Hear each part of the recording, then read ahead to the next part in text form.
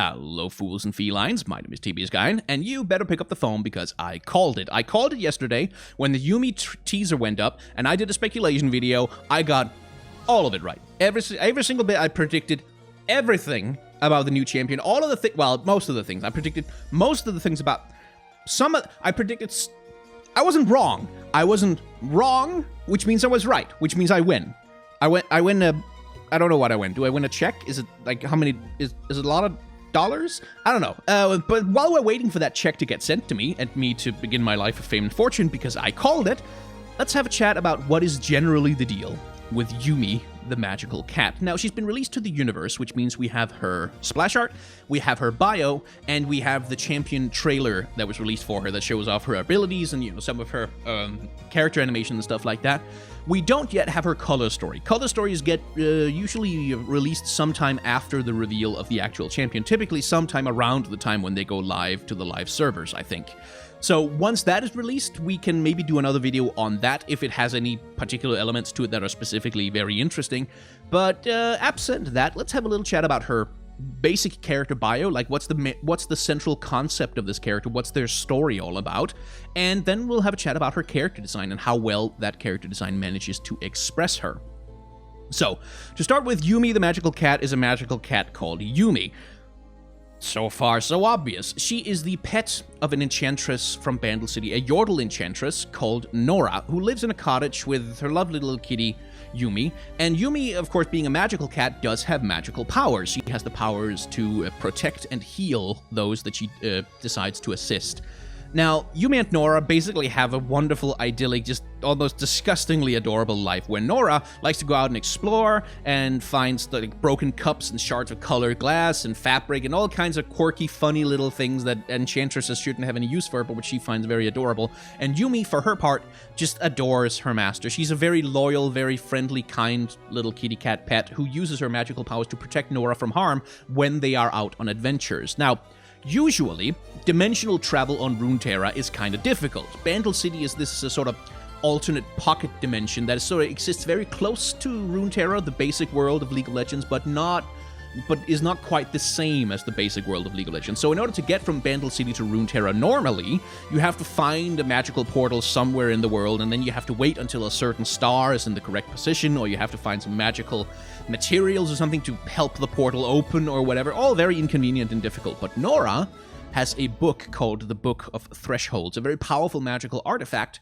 that allows her to travel to any place that's depicted within its pages through a portal, which is tremendously convenient, and that's how Nora and Yuumi go out and go on adventures and have a fun time. Now, of course, it can't last, and so one day, Yuumi comes home to find she's out chasing moths or whatever cats do, and finds that Nora is gone.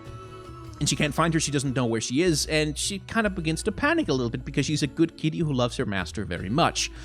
And she goes to the book, which is lying on the table, and is like, where's the master? And the book, much to her surprise, responds with thoughts of its own. It has a sentience. It has an ability to think. It has a mind of its own. And it tells her that Nora went somewhere that is extremely dangerous. And in order to prevent anyone from following her, she destroyed the portal as she traveled. She tore out certain pages of the book so nobody could follow her. Yuumi is a very good kitty and decides, no, I have to rescue her. I have to save my master. I have to bring her home. And so along with the book, she decides to go through as many portals as she can, trying to find clues as to where her master has gone.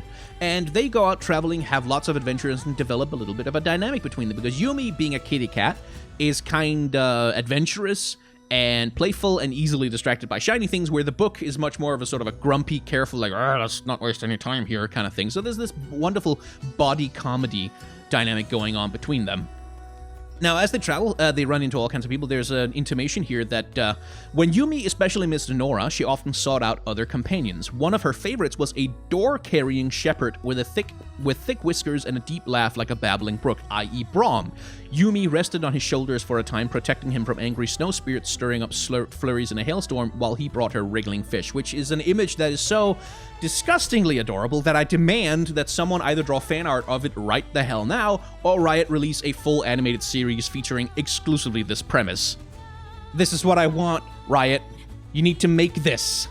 Anyway, Eventually, Yuumi finds some clues about Nora's whereabouts in an ancient Shuriman ruin, and as she's trying to investigate, she's interrupted by Rek'Sai, who chases her off. And so, Yuumi, having finally found a clue, decides, okay, I know what kinds of places I need to go to look for my master now. And that's basically her concept, is this longest journey home, everlasting quest to find her master and bring her home, but traveling throughout the world with a curious, funny perspective on everything because she's an animal, she's a cat, she doesn't think quite like a human does. Which is a really basic concept they kind of see in family movies all the time, like talking dog movies and things like that. But something that League of Legends certainly has never actually had before. Like, we've had champions who are animal-ish, like characters like Rammus or Rek'Sai, who's more of a monster, but never really that talking animal family movie comedy kind of dynamic that you might expect to see in like a Disney movie or something like that. So that's a lovely, refreshing little thing. You know, I had actually finished this video, and I was in the process of uploading it and thinking, oh, that's nice, just to have a lovely video about a cute little kitty cat champion and her quest to find her master. Isn't that just a wonderful way to spend a day? And that was all I was going to do today. But then, today it's come out that Riot has decided to file a motion to block the lawsuits of several former employees who were suing the company over the harassment, sexism, and hostile work environment they experienced while working for Riot. Riot are attempting to force their former employees into private arbitration, which is an extra legal process that has no judge or jury that substantially weakens employees' abilities to hold a company liable for breaking the law. As a reminder, Riot have publicly admitted that they do, in fact, have a hostile work environment full of sexism and harassment, and they have publicly pledged to do whatever it takes to fix that work environment, but apparently, whatever it takes doesn't include being held accountable for their failures in court.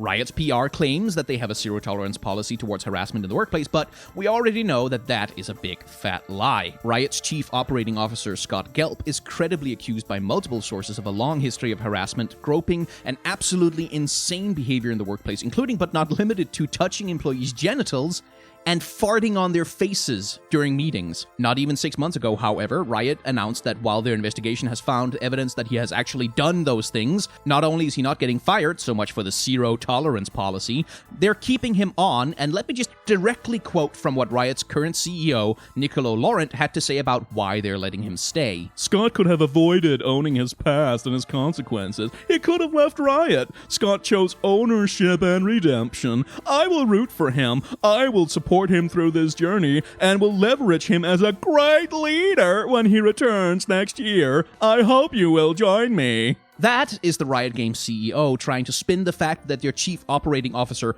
gropes people as valuable experience that's going to make him a better leader. Riot Games used to promote themselves on the idea that they were a different company. They weren't like those stuffy corporate suits at EA or Activision. No, they were about the developers, man, and they cared about doing things right.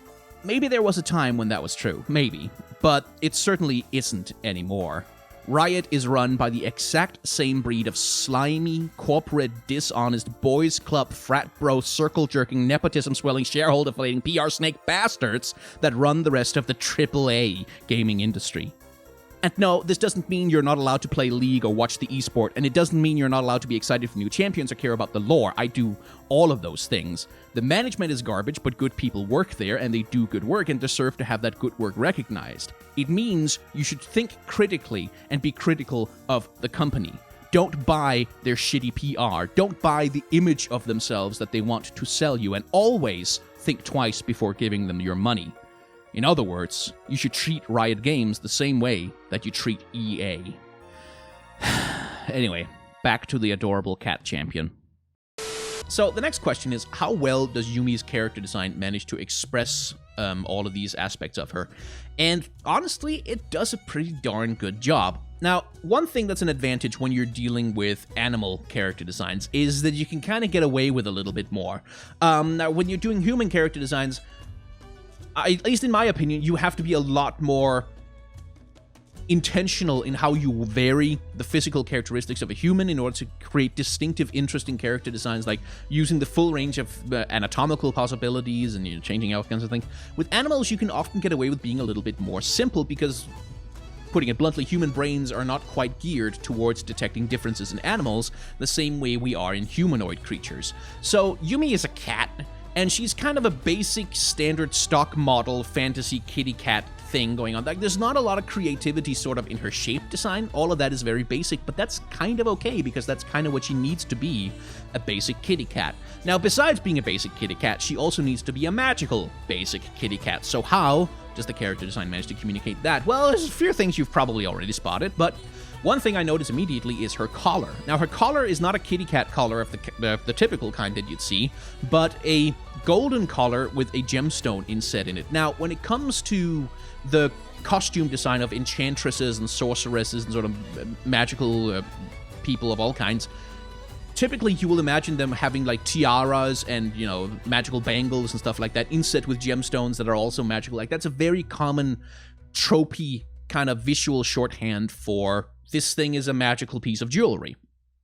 So having that around Yuumi's neck is both a good allusion to the fact that she lives with a sorceress, like she's the pet of an enchantress, and also a good way to show, okay, she's not a completely ordinary kitty cat, she's a kitty cat of some kind of special provenance. Then, of course, there's the more overtly magical aspects of the character. For instance, that her whiskers seem to be made of gold, which is highly unusual for cats, I'm told. Also that she has this leaf arrangement thing on top of her head, which doesn't seem to be like a hat, but seems to be actually part of her body that is growing out there, which extends into this long, weird tentacle thing, whatever that is, that holds this glowing blue orb up, which is like the most overtly magical part of the character design, is that she has this blue orb that glows that extends from her head, which, you know, all of that works pretty well. Oh, hello, Humble Bundle. I didn't actually need to know about that right now. Secondly, there's also her color design. Now, most cats in the real world are not purple. I mean, sure, there's some, because people with hair dye will do all kinds of weird things, but most cats in the real world are not purple. And purple, as a color, has a little bit of an interesting history, because purple, there's a reason why purple used to be associated with emperors and royalty. It's because purple used to be incredibly expensive. And I'm not even, like, it used to be that purple pigment, like, could cost the same as, like, a cathedral if you wanted enough to make a full outfit that was colored purple. It was an incredibly expensive pigment with some very rare materials in order to make it that you can only find in very specific places in the world. So purple became associated not just with royalty, but with power and with the extraordinary, with stuff that's out of the ordinary, essentially. The same thing goes for really deep blue colors, by the way, but purple especially was a very difficult to obtain color, and it's very much in evidence both in Yuumi's character design herself, in that she's a mostly purple cat, somewhere in the bluish spectrum of purple, but also in the character splash, where you can see these purple pigments hanging around with glitter in them, kind of denoting, they're magical special pigments, in a way that they probably wouldn't be if they were just, like, you know, gray or something. And so the color design helps set up the idea that she's not a normal kitty cat either. Like, she's got purple going on, which is highly unusual, and purple has that long history of being associated with the extraordinary. Then there's the fact that she's purple and gold, and the only color more associated with power than purple is probably gold. She's got these golden eyebrows, which is somewhat unusual for cats, that sort of denote that there's something special going on with her, and she's got the golden tip of her tail, which again shows that there's something unusual going on there. Now, from a character design perspective, having those two central colors, like the gold and the purple, kind of dominating her character design, is a pretty sensible decision, in my opinion. Like, it makes her simple, it makes her relatively iconic and recognizable, and because, again, she's an animal and human brains aren't really geared towards looking for subtle physical differences in animals, having something obvious and outrageous like the golden eyebrows and the leaf thing on the head and the tail, those are really good ways to distinguish this character from any other magical cats that the game might want to add at any point in the future, or from any other magical cats that you see in pop culture. So, the character design, generally, does a pretty good job of just making her a distinctive, interesting character. It does a good job of telling the basic story of the character, that she's a magical cat from a magical realm who's on a magical adventure of some sort, but also that she is explicitly and obviously a cat. Like, she's not a person, she's not a yordle, she's not a furry, she's not whatever. She is a cat who happens to be able to talk, but mostly an animal nonetheless, which is a big part of the storytelling of the character, is, insofar as at least I can make out, is that a big part of what makes her personality interesting and unique is that she has that animal perspective on the world. She has that slightly illogical, peculiar way of looking at things that a human, or at least a human-minded character, wouldn't have.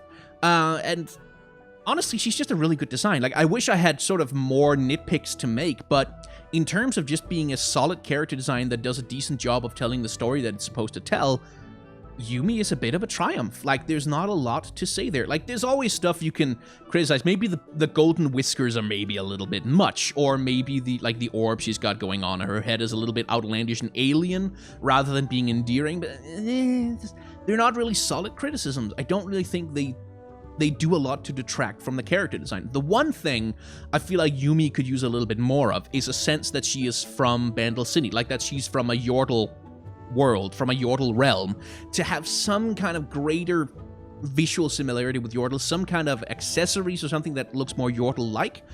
The trouble with that, of course, is that the Yordles don't have a consistent aesthetic in League of Legends. The Yordles all look like they're from completely different goddamn species. Like Fizz is a Yordle now. They made Fizz a Yordle. I don't know if you even know that, but he's a Yordle now. So what kinds of elements could you include that are consistently Yordle-like? I don't know, but it feels like a little bit like something that's missing both from all Yordles and from Yuumi is this sense of connection to Bandle City, the region. Because again, like if all Yordles, if all the Bandle City champions were associated with this kind of whimsical fairy magic stuff going on, then okay, that would be a good visual signifier, but they're not. Because like the only other champion in the game who's sort of fairy magic stuff themed is Lulu, and Lulu looks absolutely nothing like either Poppy or Tristana, or indeed Fizz, or Teemo, or Kled. So this is one of my broader criticisms, basically, of the League of Legends universe that's kind of coming to expression here in that, for all that the character design of Yuumi does a good job of telling us the basic story of her, that she's someone's pet because she has a collar on, that she's magical, and yada yada, it doesn't do a great job of placing her in the League of Legends universe. Like, the aesthetic that she's got going on is not hyper-specific to League of Legends only, because there's no precedent established in League of Legends for what a magical creature like her looks like in the same way.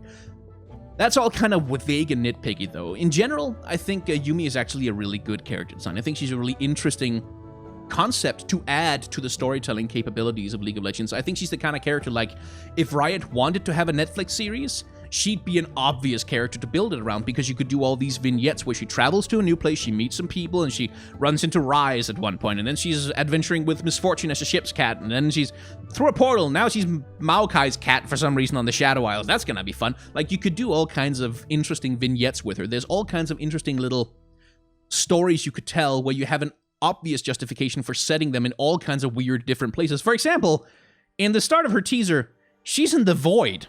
Like, she's in the literal, actual void somewhere underneath Icathia, I think, which is what we saw in her champion teaser, that she decided for some whatever reason to go to the actual void, which is generally not something you should do in the League of Legends universe. If you go to the void, you will be driven insane and then consumed by horrifying void entities. She seems to be somewhat immune to that, which I'm very happy about, because Riot, I'm just going to tell you right now, if we get to the end of Yuumi's story, and it turns out her master Nora is dead, I will find you and I will kill you, because you made the kitty sad. And I don't want you to make the kitty sad, because she's a good kitty, and you don't get to hurt her.